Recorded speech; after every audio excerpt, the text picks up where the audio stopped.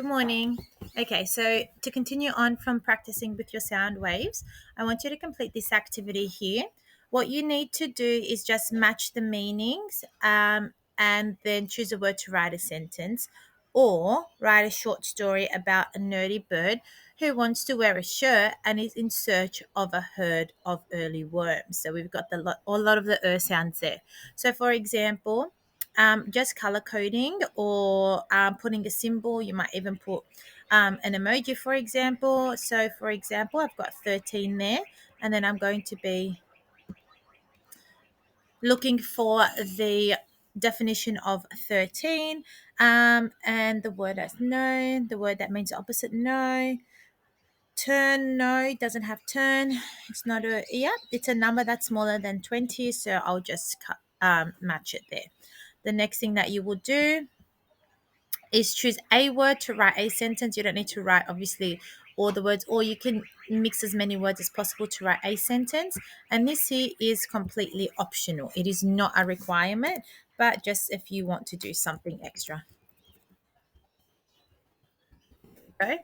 Okay, so we'll put that as well in purple so you can see that.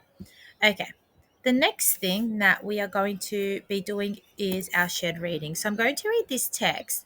I've already gone through all of the language features or the vocabulary, I should say, in the previous lessons, and it's just this short text here.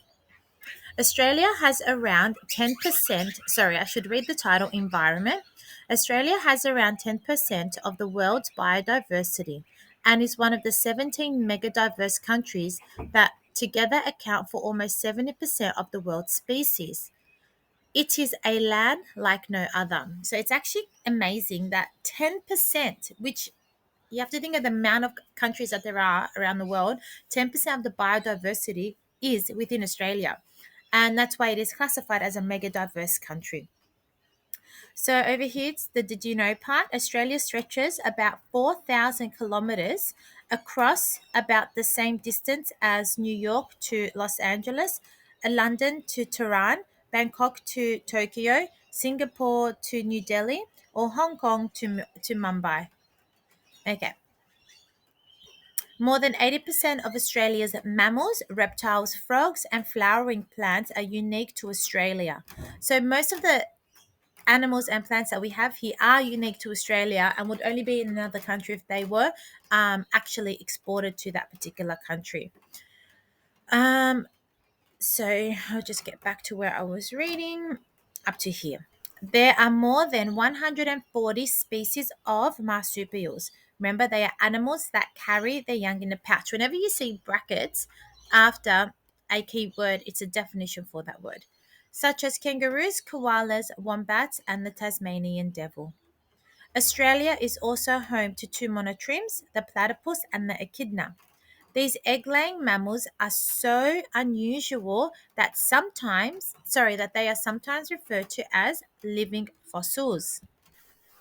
What I would like you to do if you have the time, I would like you to watch this video here. It is a wonderful snippet of a documentary by my favorite person that actually produces documentaries called David Attenborough.